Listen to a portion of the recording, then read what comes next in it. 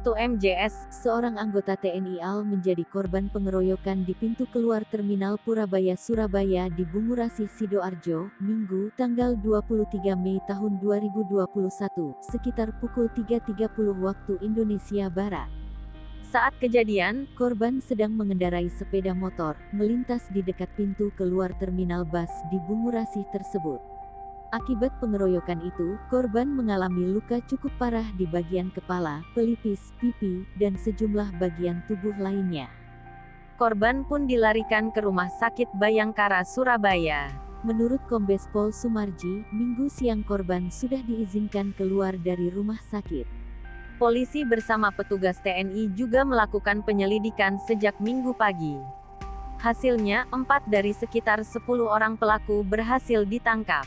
Semuanya warga sipil. Kini mereka masih menjalani pemeriksaan di Polresta Sidoarjo.